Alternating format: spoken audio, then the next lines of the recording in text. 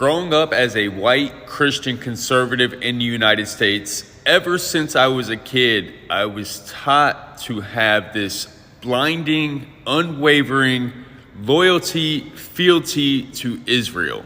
I was conditioned to believe that Israel was the promised land and the Israelis were God's chosen people, and all the Arabs surrounding Israel just wanted to annihilate them and wipe them completely off the map.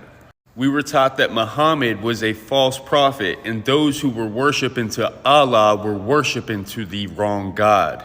And we were taught that we were supposed to pledge allegiance to the United States, support the American military and their endeavors all across the world, but especially in the Middle East, and their support for Israel. We were supposed to back that no matter what.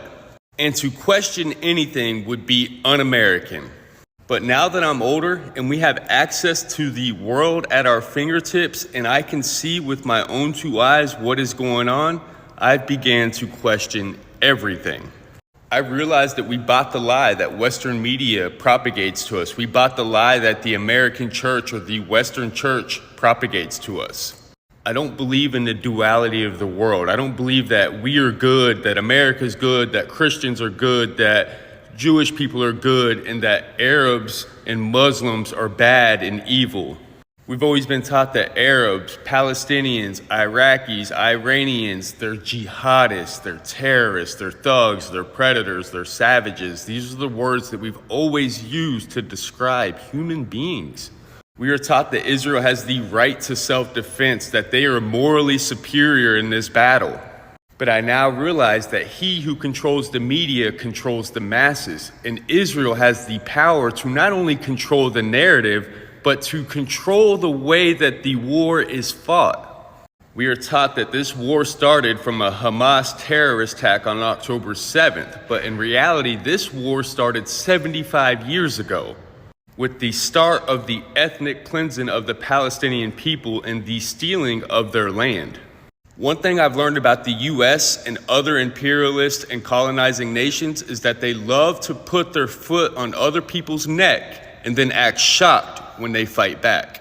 Any nation that tries to employ a system other than the United States capitalistic system, we will automatically cut them off, sanction them, put our foot on their neck, don't give them access to the US economy and the rest of the world, and then we will look at them and say, haha, look, they failed, that doesn't work, their system doesn't work. And we're supposedly the wealthiest nation in the world, but we've got millions in prison, we've got millions on the street homeless, we got millions without health care.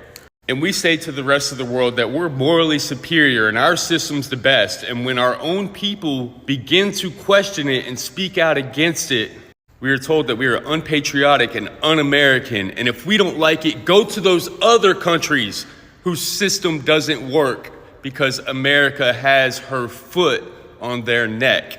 I've had to do so much deconstruction and deprogramming of everything that I've ever been taught, everything that I've ever been indoctrinated with living in the South of the United States. We love to say that we are all human. We claim that all lives matter.